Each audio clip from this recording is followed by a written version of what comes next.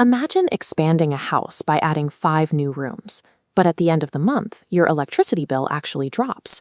It is a logical contradiction. If a physical footprint scales up, the fixed overhead costs required to run it must follow suit. This brings us to Global Traders Pvt Limited, a company that aggressively expanded its retail footprint over the last year.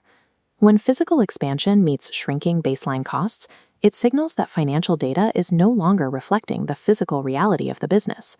This audit exam question presents financial and operational data for global traders. We see a brief narrative at the top, followed by a comparative financial table. Looking at the top line, sales revenue jumps from $400 million to $600 million in a single year. It is a significant spike, and the common instinct is to target this revenue growth immediately, looking for evidence of overstatement or window dressing to meet targets. While revenue is a valid risk area, focusing on it exclusively allows the more severe contradictions hidden in the cost structures to go unexamined.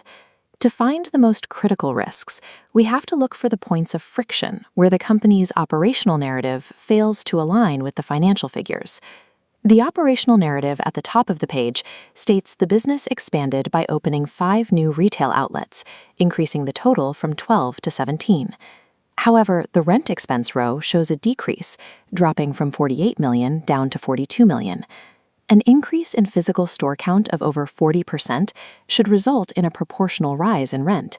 Instead, the expense fell by $6 million. Rapid expansion creates cash flow pressure. In this environment, management has a strong incentive to suppress recognized expenses to maintain the appearance of stable margins. This creates a high risk for the completeness assertion. It suggests management may be failing to record rent accruals or payables for these new locations. Moving to the gross profit margin, the students' calculations show a steep decline, falling from 30% in 2024 to just 15% in 2025. To evaluate this drop, we look at the product type.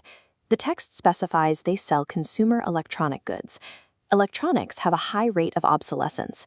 They lose significant market value the moment newer models are released. When margins crash this drastically, it often indicates the company is holding on to aging inventory that it can no longer sell at cost. The sharp rise in cost of sales likely includes hidden inventory losses. This points to a significant net realizable value risk, as the inventory may be overstated. A third risk is embedded in the word imports, which the student correctly cross-referenced with a note on foreign exchange.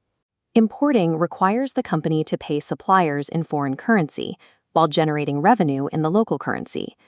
Without proper hedging, currency fluctuations during heavy inventory purchasing can lead to substantial unrecorded losses.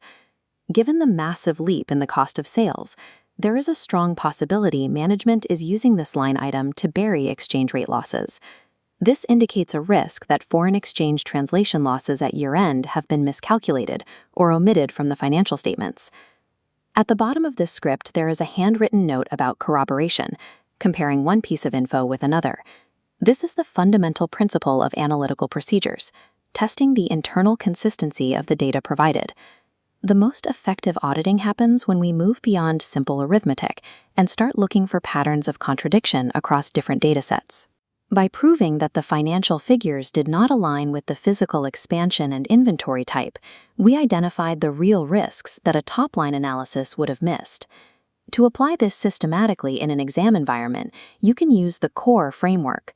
CO stands for Compare Operational Reality. These are the physical facts in the text, like the number of stores or the origin of the goods.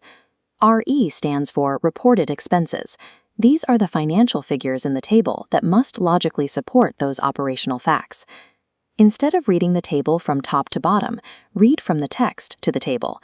If the physical narrative of growth doesn't match the financial narrative of cost, you found the risk. Look past the obvious revenue growth. Find the friction between the words and the numbers. That is the most reliable way to decode the scenario